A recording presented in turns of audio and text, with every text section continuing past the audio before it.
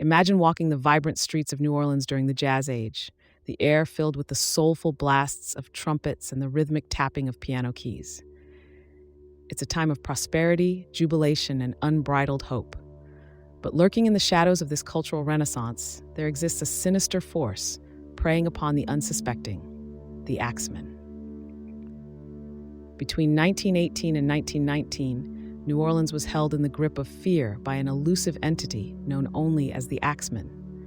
This faceless terror embarked on a chilling campaign of violence, breaking into homes in the dead of night to attack residents with an axe or straight razor.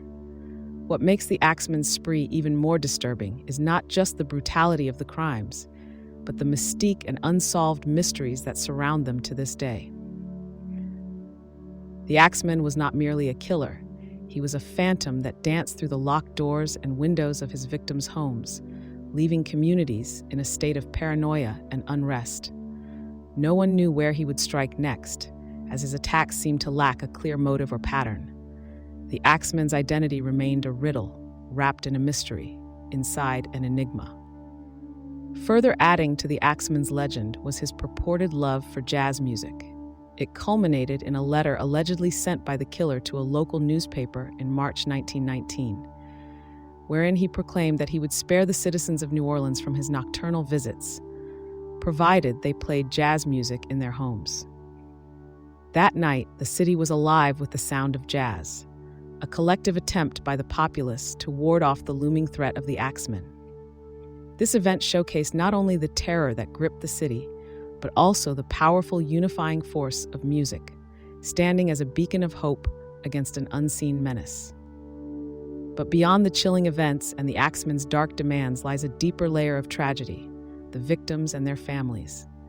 Each attack left behind a wake of devastation, forever altering the course of the lives of those involved. From Joseph and Catherine Maggio, the Axeman's first known victims, violently taken in their sleep, to Mike Pepitone, whose wife witnessed his horrific demise, the sorrow and pain inflicted by this shadowy figure were all too real. As investigations unfolded, police were baffled by the lack of evidence and the seemingly random nature of the attacks.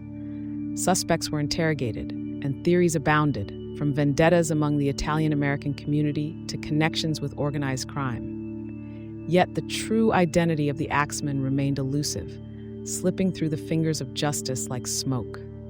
The case went cold, leaving a haunting question that lingers to this day. Who was the Axeman of New Orleans?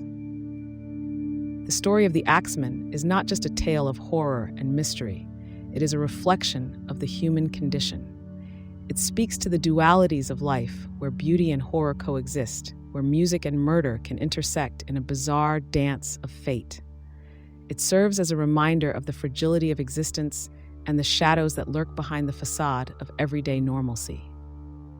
In the end, the Axeman's unsolved rampage offers no closure, no solace. Yet it underscores the enduring fascination with the unknown, the allure of a mystery that remains unsolved.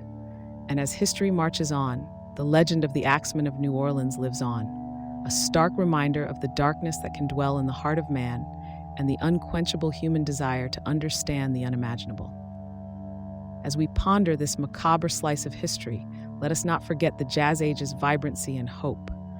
For even in the face of unspeakable horror, the spirit of a community can shine through, demonstrating resilience, unity, and the power of music to overcome fear.